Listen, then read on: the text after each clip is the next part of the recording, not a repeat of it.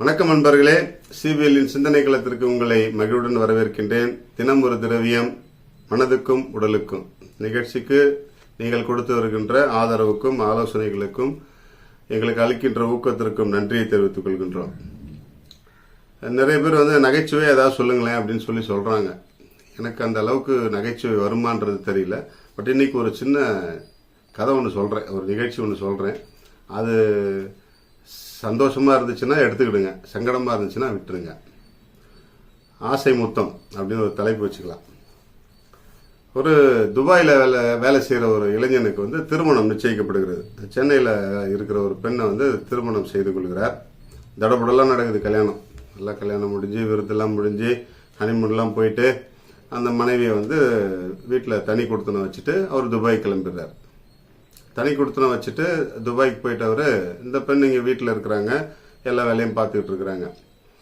மாதம் அவங்களுக்கு பணம் அனுப்பி வைக்கணும் இல்லையா? இவங்க என்ன பண்ணுறாங்க, பாலுக்கு மளிகை கடைக்கு எல்லாத்தையும் காட்டி விட்டு போயிடுறாரு. பால்காரு, மளிகை கடைக்காரு, காய்கறி கடைக்காரு, ஹவுஸ் ஓனரு எல்லார்ட்டையும் சொல்லிட்டு போயிடுறாரு. நான் மாதம் பணம் அனுப்பி விட்டுருவாங்க, இவங்க கொடுத்துருவாங்க, தேவையானதெல்லாம் இவங்களுக்கு கொடுத்துருங்க அப்படின்னு சொல்லிட்டு. ஒரு மாதம் போச்சு. இவங்க பணம் வரலையா கணவர்கிட்ட இருந்து. மனைவி இப்போ செல்ஃபோன் எல்லாம் இருக்கு இல்லையா, அப்போ செல்ஃபோன் இல்லாத காலத்தில் நடந்த ஒரு கதை. இவங்க கடிதம் எழுதுறாங்க, அன்புள்ள கணவருக்கு இந்த மாதிரி ஒரு மாதம் ஆச்சு, நீங்கள் போய் கொஞ்சம் பணம் அனுப்பி வச்சிங்கன்னா வீட்டு வாடகை, மளிகை கடை, பால்கார எல்லாருக்கும் கொடுக்கலாம் அப்படின்னு சொல்லிட்டு. அவர் பதில் அனுப்புகிறார் அன்பு மனைவிக்கு. ஆசையுடன் கணவன் எழுதுவது, எப்பொழுதும் உன்னுடைய நினைப்போடு தான் இருக்கிறேன், நீ இல்லைன்னா என்னால் இருக்க முடியாமல் இருக்கு, கஷ்டமாக இருக்கு, உன்னுடைய சிந்தனையிலேயே என்னுடைய வாழ்க்கையை ஓட்டிக்கிட்டு இருக்கிறேன், அதனால ஆசையோடு ஒரு 100 முத்தங்களை உனக்கு சமர்ப்பிக்கிறேன் அப்படின்னு சொல்லிட்டு அனுப்புகிறார். ஆனால் காசு வரல. 2வது மாதம் அதே மாதிரி கடிதம் எழுதுறாங்க. அவர் அதே மாதிரி பதில் அனுப்புகிறார். அன்பு மனைவிக்கு ஆசையுடன் 100 முத்தங்கள், உன்னுடைய நினைவு என்னுடைய நினைவில் இருந்து அகலவே இல்லை, உன்னோடு இருந்த நாட்களை நான் நினைத்து சந்தோஷமாக இங்கு வாழ்க்கை கழித்து கொண்டிருக்கிறேன், மீண்டும் என்று நாம் சந்திப்போம் என்று ஏக்கத்தோடு இருக்கிறேன்னு சொல்லிட்டு பதில் அனுப்புகிறார். ஆனால் பணம் வரல.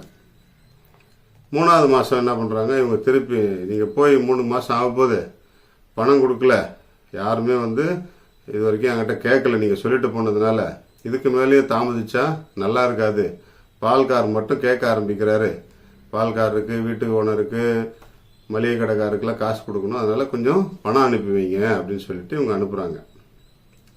அவர் என்ன பண்ணுறாரு, திருப்பி மனைவியை கூல் பண்ணுறதுக்காக, அன்புள்ள மனைவிக்கு ஆசையுடன் 100 முத்தங்கள், உன்னுடைய ஒவ்வொரு சொல்லும் செயலும் என்னை பயங்கரமாக கவர்ந்திருக்கிறது, அந்த கவர்ச்சியிலேயே நான் என்னுடைய காலங்களை கடந்து சென்று கொண்டிருக்கிறேன் அப்படின்னு சொல்லிட்டு பயங்கரமாக கிளாம்பராக ஒரு லெட்டர் எழுதி அனுப்புகிறார். இந்தம்மா பார்த்தாங்க. 3 மாதம் முடிஞ்சிருச்சு. 4வது மாதம் பணம் அனுப்புவார்னு பார்த்தா அனுப்பலை. இவங்க தெளிவாக ஒரு கடிதம் எழுதி அனுப்பிச்சிட்டாங்க. என்ன எழுதி அனுப்பிச்சாங்க தெரியுமா? அன்புள்ள கணவருக்கு, நான் உங்களிடம் 3 மாதங்களாக பணம் அனுப்ப சொல்லி கேட்டுக்கொண்டிருந்தேன். ஆனால் நீங்கள் இதுவரை எனக்கு முதல் மாதம் 100, 2வது மாதம் 100, 3வது மாதம் 100 என்று 300 முத்தங்களை மட்டும் அனுப்பி வைத்திருக்கிறீர்கள். உங்களுக்கு ஓகே அப்படின்னு சொன்னால் அந்த 300 முத்தங்களில் ஒரு 60 முத்தத்தை மளிகை கடைக்காரருக்கும், ஒரு 30 முத்தத்தை பால்காரருக்கும், 200 முத்தத்தை ஹவுஸ் ஓனருக்கும் கொடுத்துடலாமான்னுட்டு ஒரு அனுமதி மட்டும் வழங்குமாறு கேட்டுக்கொள்கின்றேன் அப்படின்னு சொல்லிட்டு பதில் அனுப்பிச்சாங்க. மனுஷன் கதறிக்கிட்டு எல்லா பணத்தையும் அனுப்பி விட்டார். இது போல தான் நம்முடைய வாழ்க்கையில் நிறைய விஷயங்களை மனைவிகள் ரொம்ப நகைச்சுவையோடு சுட்டி காட்டுவாங்க, ரொம்ப நக்கலாக சொல்லி கட்டுருவாங்க. அது நிறைய கணவர்களுக்கு அப்போதான் அது உரைக்கும், அது வரைக்கும் உரைக்காது. தேவையறிந்து குறிப்பறிந்து செய்வோம் அப்படிங்கிறது நிறைய பேருக்கு உரைக்காது. இந்த மனைவி கொஞ்சம் புத்திசாலித்தனமாக அந்த லெட்டர் எழுதின உடனே அவர் என்ன பண்ணிட்டார், உடனே கதறிக்கிட்டு காசு அனுப்பி விட்டார். நம்முடைய வாழ்க்கையில் எல்லாவற்றையுமே நகைச்சுவையோடு அணுகுவதற்கு முயற்சி செய்வோம். பெருசாக குற்றம் சாட்டி சண்டை போட்டு கலாட்டா பண்ணி, நீ எனக்கு கொடுக்கல, நான் டைவர்ஸ் பண்ணிக்கிறேன், அப்படி பண்ணிக்க சொல்றதுக்கு பதிலாக இந்த மாதிரி நகைச்சுவை உணர்வோடு எடுத்து சொல்லும் பொழுது அது புரியும் போது நன்றாக வேலை செய்யும். நாமும் நம்முடைய வாழ்க்கையில் எந்த விதமான பிரச்சனை ஏற்படும் பொழுதும் ஒரு நகைச்சுவை உணர்வோடு, பொறுப்புணர்வோடு அதை எடுத்து சொல்வோம். நிறைய திரைப்படங்கள் எல்லாம் பார்த்தீங்கன்னா நகைச்சுவையில் சொல்லப்படுகின்ற நல்ல நாகரிக கருத்துக்கள் விரைவாக மக்களை சென்றடையும். NS கிருஷ்ணன் காலத்திலிருந்து அது உண்மைதான், பார்த்திருந்தார். NS கிருஷ்ணன் அவர்கள், திரு தங்கவேலு அவர்கள், இவங்கெல்லாம் வந்து நகைச்சுவையோடு சொன்ன பல முன்னேற்ற கருத்துக்கள் வந்து இன்றைக்கு நடைமுறைக்கு வந்திருக்கின்றன. நாமும் நம்முடைய வாழ்க்கையில் நகைச்சுவைக்கு முக்கியத்துவம் கொடுப்போம், எல்லாவற்றையும் இயல்பாக எடுத்து பழகுவோம். வாழ்க மகிழ்வுடன்.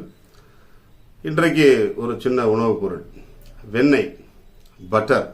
இந்த வெண்ணெய்க்கு என்ன சிறப்பு அப்படின்னு சொன்னால், குறிப்பாக நாம் வெண்ணெய் வாங்கும் பொழுது இந்த புல் மேயும் மாடுகள்லேருந்து தயாரிக்கப்படுகிற வெண்ணெய் வாங்கினா ரொம்ப நல்லது. நம்ம எப்படி அதெல்லாம் கண்டுபிடிப்போம்? நம்ம கஷ்டம்தான் இல்லையா?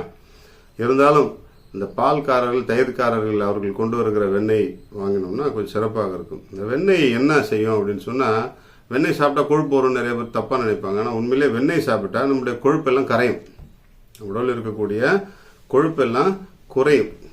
அதே போல் எலும்பு, பல், இந்த ஆரோக்கியம் வந்து மிக சிறப்பாக இருக்கும். எலும்பும் ஆரோக்கியமும் பல் ஆரோக்கியமும் உறுதிப்படும். நம்முடைய குடல் ஆரோக்கியம், செரிமான பிரச்சனைகளாக இருந்துச்சுன்னா இந்த வெண்ணெய் வந்து அதற்கு ஒரு நல்ல தீர்வாக இருக்கும்.